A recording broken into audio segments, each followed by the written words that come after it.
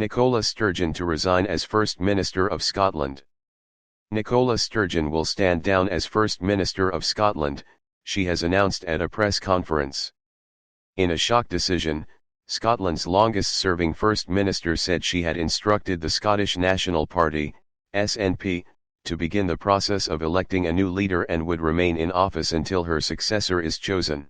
Subscribe our YouTube channel and click our bell icon for new videos. Remain in office until her successor is chosen. The SNP leader has had a series of political setbacks recently, including the UK Supreme Court defeat of her plans for a fresh independence referendum and a damaging row over a double rapist being sent to a female jail after announcing she was a trans woman. Setting out as best as I can my reasons, Sturgeon told the press conference at Bute House in Edinburgh on Wednesday.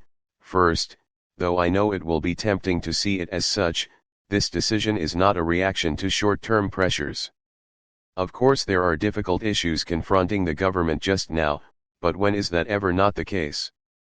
I have spent almost 3 decades in frontline politics, a decade and a half on the top or second top rung of government. When it comes to navigating choppy waters, resolving seemingly intractable issues, or soldiering on when walking away would be the simpler option, I have plenty of experience to draw on. So if this was just a question of my ability or my resilience to get through the latest period of pressure, I wouldn't be standing here today, but it's not. This decision comes from a deeper and longer-term assessment. I know it may seem sudden, but I have been wrestling with it, albeit with oscillating levels of intensity for some weeks. Essentially, I've been trying to answer 2 questions: is carrying on right for me? And more importantly, is me carrying on right for the country, for my party and for the independence cause I have devoted my life to? There had been growing speculation that Sturgeon was preparing to stand down at the next Scottish parliamentary election, but not so abruptly. She had repeatedly told reporters she had no plans to quit and intended to lead the Scottish Government and SNP into the Holyrood elections in 2026.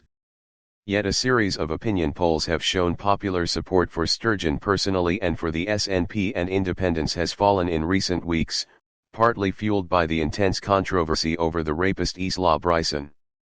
It remains unclear who could succeed Sturgeon or if she will announce the appointment of an interim leader. John Swinney, her trusted deputy first minister and one of few senior figures in her small inner circle, could throw his hat into the ring. After Sturgeon, he has the most experience in government and within the SNP. However, Swinney briefly served as SNP leader in the early 2000s after Alex Salmond unexpectedly quit as party leader. Swinney had a difficult time and in turn resigned to allow Salmond to resume as leader. Another strong favourite will be Angus Robertson, the Scottish Culture and External Affairs Secretary and a former Westminster leader of the SNP. He has experience running SNP election campaigns and, alongside Swinney, is one of the few veterans of the Salmond era. He is not liked on the left of the party after forcing through a change of SNP policy to support Scotland joining NATO, before the 2014 independence referendum. Another candidate could be Kate Forbes, the Scottish Finance Secretary, currently on maternity leave after having her first child. Liked within the party and respected at Holyrood, Forbes would be the youngest SNP leader if she won. She would, however, face questions about her religious beliefs. She is an active member of the Free Church of Scotland, whose teachings conflict with many key SNP and Scottish Government policies on gay rights and transgender policy. Humza Yousaf, one of Scotland's most senior Muslim and BAME politicians, is another potential candidate. Currently the Health Secretary, a key position in Sturgeon's government, he has faced repeated demands from opposition parties that he resign over continual crises in the NHS, particularly over his failure to tackle delays in A&E waiting times.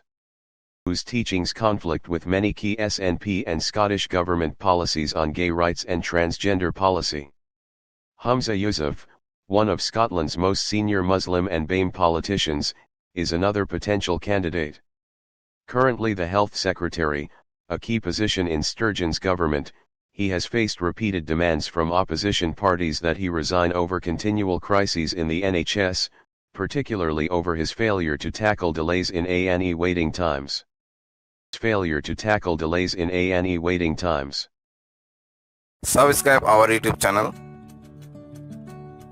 and click our bell icon for new videos.